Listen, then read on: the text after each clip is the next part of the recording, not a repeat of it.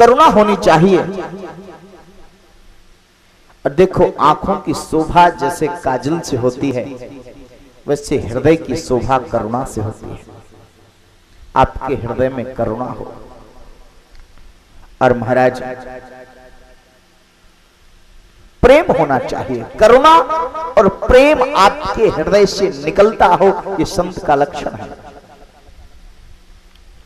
प्रेम सिखाने की कला, प्रेम बहता हो। इसलिए मैं हमेशा आपसे कहता हूं, आई टीच यू लव, मैं तुम्हें प्रेम सिखाता हूं।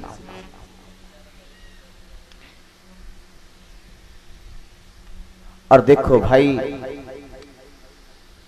ये प्रेम जब बहता है, ये करुणा जब हृदय से निकलती है,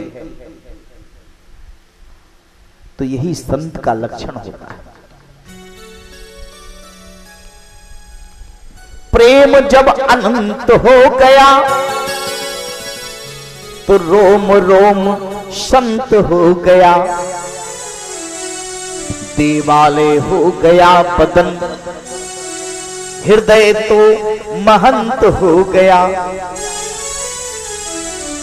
जब तुम्हारे भीतर से प्रेम बहेगा, तो क्या हो गया? देवालय बदन हो जाएगा और महाराज हृदय तुम्हारा महंत हो जाएगा।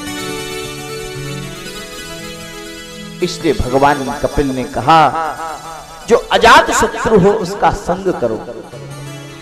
अजात शत्रु का मतलब है जिसका कोई शत्रु ही ना हो, जिसका कोई विरोध करने वाला ही ना हो। और महाराज, विरोध करने वाले का मतलब क्या है? आप कहेंगे कि ऐसा तो कोई संत मिलता ही नहीं जिसका कोई विरोध न करता हो। सज्जनों, यहां बाहर के विरोध की बात नहीं कही गई। अरे कोई संत बनेगा, कोई भक्त बनेगा, कोई भगवान की साधना करेगा, तो बाद वाले विरोध बाद में करते हैं, पहले तो घर वाले ही विरोध कर देते हैं। दिन भर पूजा करते हो, दिन भर भागवत पढ़ते हो और कोई काम नहीं है, जवानी में ही बूढ़े हो गए। लोगों के दिमाग में एक बड़ी भ्रांति है कि भजन बुढ़ापे में किया जाता है। पता नहीं किस उल्लू ने बता दिया। भजन बुढ़ापे में हो ही नहीं सकता जब तक जवानी में न किया गया हो।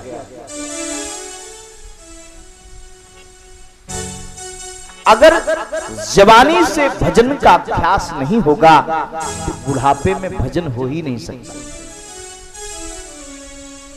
क्योंकि सज्जनों, मन जिस चीज का अभ्यस्त होता है उसी चीज को पकड़ता है।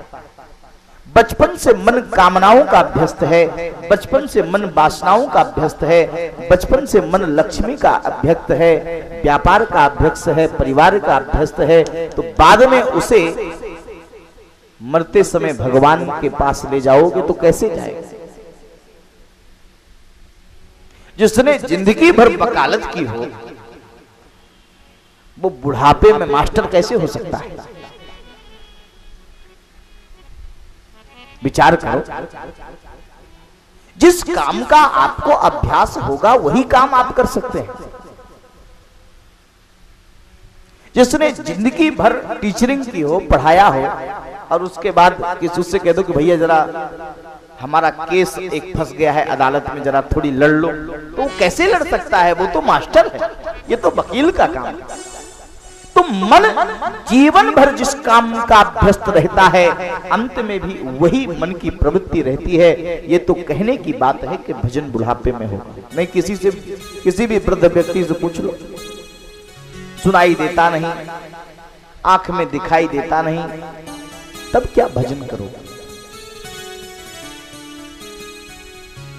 वो तो जबरदस्ती हम मन को लगा रहे हैं।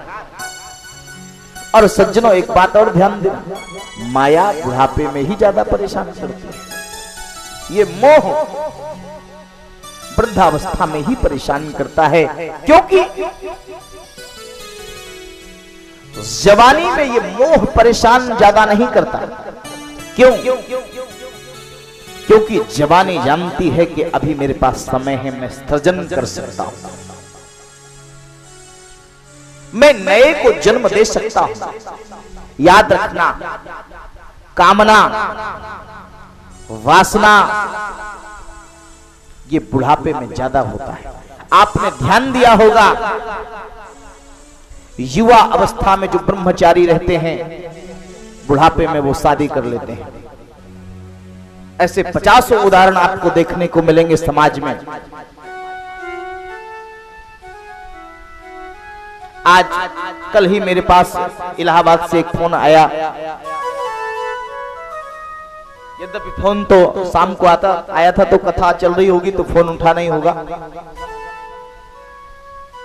मैंने पुनः वापस उस नंबर पे कॉल किया तो पता लगा इलाहाबाद से हमारी एक शिष्या बोल रही।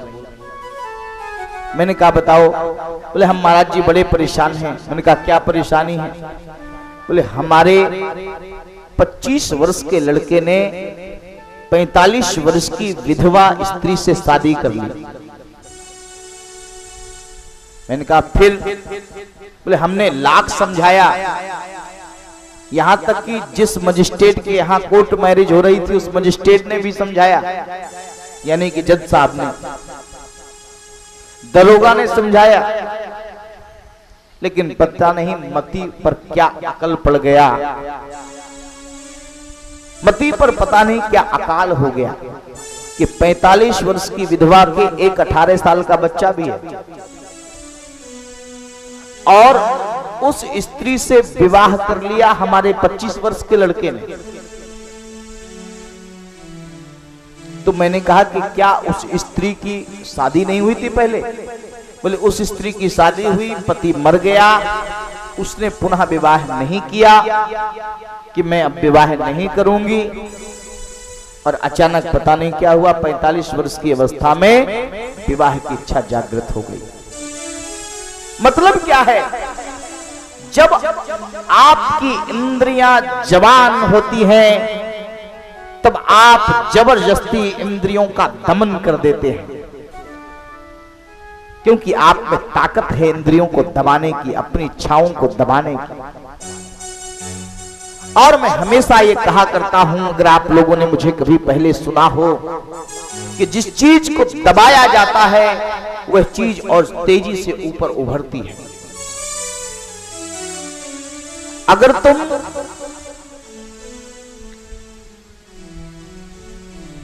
हवा से भरे हुए गुब्बारे को पानी में नीचे दबाओगे तो वो गुब्बारा और ऊपर को आएगा। आता है कि नहीं?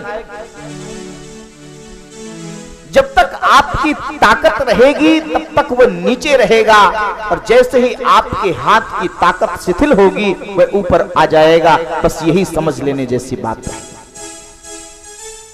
तुम जबरदस्ती जब तक ब्रह्मचर्य का पालन करोगे, अपनी इच्छाओं को दबाओगे और जबरदस्ती इंद्रियों पर संयम करोगे, लेकिन जैसे ही इंद्रियों को मौका मिलेगा वे तुम्हें छलने में देर नहीं करेंगे।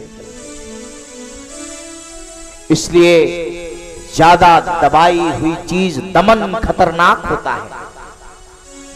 दमन और वमन दोनों खतरनाक होते हैं। ये इंद्रियां वृद्धावस्था में ज्यादा परेशान करती हैं।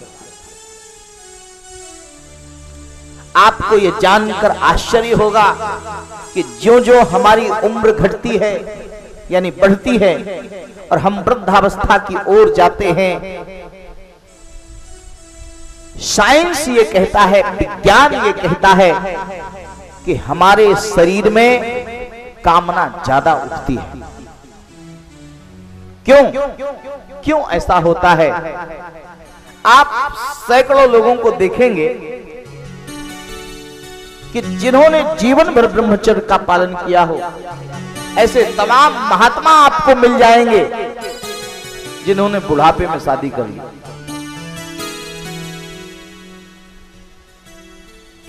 तमाम महात्मा। क्यों? क्योंकि बुढ़ापे में सृजन की शक्ति का समय नहीं होता। युवा अवस्था में ये वासनाएं इसलिए कंट्रोल में रहती हैं क्योंकि एक तो हमारे अंदर ताकत है, हम जबरदस्ती दबा देते हैं। दूसरा, युवा ये सोचता है कि मेरे पास समय है, मैं तो कभी भी अपनी वासनाओं और इच्छाओं की पूर्ति कर लूं, कभी भी अपने से दूसरे को जन्म दे दूंगा। लेकिन बुढ़ापा ये नहीं सोचता, वृद्धावस्था ये सोचती है कि मेरे पास अब वक्त नहीं, मेरी सृजन करने की क्षमता धीरे धीरे खत्म हो रही है। इसलिए ये वासनाएं, ये कामनाएं, ये इच्छाएं उठती हैं।